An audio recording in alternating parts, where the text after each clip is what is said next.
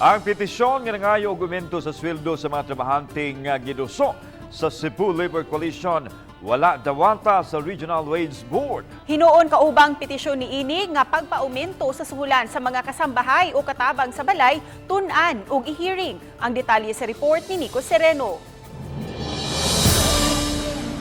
Sa miaging simana gi-file sa Cebu Labor Coalition ang petisyon nga nangayo og 308 pesos nga increase sa suhulan sa mga trabahante. Apan sa meeting kagahapon sa Regional Tripartite Wages and Productivity Board kun RTWPB, gidismiss ang maong petisyon. Matod sa Labor Sector Representative sa Wage Board, wala sila jurisdiction ni adto sanglit across the board o tanang sektor ang gipangayuan sa aumento.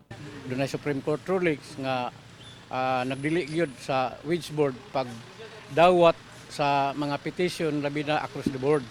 Kay ang amo gyud nga mandato maura man ang pag-review sa mga gitawag og minimum wage earner. Ilang auhag sa labor group i-refile ang petisyon alang sa minimum wage increase. Sa parehong petisyon sa SELAC ngadto sa board, ilang gipangayo ang aumento sa sweldo sa mga domestic workers o katabang sa panimay. Sa pagkakaron, 5,000 pesos ang minimum wage sa mga kasambahay kung anaa sila sa syudad o first-class municipalities. 1,500 pesos ang adjustment nga gipangayo sa SELAC ug kung maaprubahan, mamahimo kining 6,500 pesos ang suhulan sa mga katabang. Gidawat kini nga petisyon sa Wage Board ug mutakda sila og adlaw alang sa consultation kalabot niini.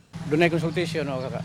Primero ari sa Cebu, karong Pitsa 22. Uban ni Godfrey Relien, Nico Sereno. Balitang Bisdak.